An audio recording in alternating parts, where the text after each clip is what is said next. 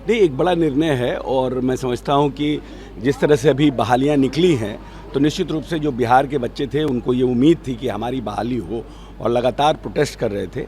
और हम लोग 50% तो पहले से हमारा आरक्षण था और 10% हम लोग ने EWC को दिया हुआ, तो 60% हमारा ख़त्म हो गया। और अभी कुछ दिन पहले माननीय नेता ने 40% जो हमारा बचा था उसमें 35% आरक्षण महिलाओं के लिए कर दिया था कि बिहार की महिलाओं को हम 35% डोमिसाइल देंगे, मतलब बिहार की महिला हमारे उसमें आएंगी। तो ऑलमोस्ट 40% का 35% भी चला गया। अब जो बचा हुआ है उसका 40% भी उन्होंने बिहार के लोग जो मैट्रिक और +2 पास किए होंगे उन्हीं को उसमें आरक्षण देंगे।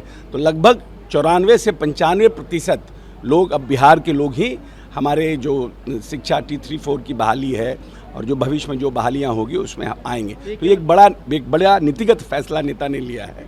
ये अभी फिलहाल तो BPSC वाले में ये अप्लाई हो रहा है, क्या आने वाले दिन में और डिपार्टमेंट सब में जो बिहार में ये अभी टीचर्स में भी होंगे, TRE-4 में भी अभी आएगा, TRE-4 में आएगा, STE में भी किया जाएगा, सब तरह से किया जाएगा। और हम लोगों की तो इच्छा होगी कि भविष्य में भी इसको लागू रखा जाए। अगर हमने 1 करोड़ का जो निर्णय किया है कि 1 करोड़ लोगों को रोजगार देने का काम करेंगे तो उसमें निश्चित रूप से 25-30 लाख सरकारी नौकरियां होंगी। भाई how you will reach 1 crore when you are going to give at least 25 to 30% government, तो उस समय भी ये लागू रहना चाहिए। एक और सवाल है कि जो आप लोगों ने जो भी अभी पास कर रहे हैं उसके बाद उस पर जो है विपक्ष सवाल उठा रहा है, बोले कि नकलची सरकार है, ये तो हमने कहा था डोमिसाइल लागू करेंगे, हमारी सरकार आएगी। देखिए ऐसा है कि इनको तो आना नहीं है, ये तो पूरा घोषणा किए जा रहे हैं, कुछ से कुछ बोले जा रहे हैं। इनको पता है कि हम आएंगे नहीं, लेकिन जिसको आना है दोबारा उसको तो घोषणा नहीं करना है। नीतीश कुमार निश्चय करते हैं और जब उन्होंने जो कहा है उसको करने का काम किया है। तो अगर 1 करोड़ नौकरी उन्होंने कहा है तो वो 1 करोड़ नौकरी करेंगे। तो जिसको करना है उसको अपनी व्यवस्था भी देखनी है कि कैसे हम सस्टेन करें। ऐसा नहीं है कि बहुत सी सरकारों ने घोषणा कर दिया मगर 1 साल के बाद वो उनका योजना बंद हो गया। हम उस तरह की कोई निर्णय नहीं करना चाहते हैं नीतीश जी, कि हमको उस तरह की व्यवस्था बना करके ही आगे घोषणा करना है। इसलिए समय पर जो हो रहा है तो कर रहे हैं। रात्रि पहरी का बहुत पुराना डिमांड था, आज कैबिनेट ने पास किया।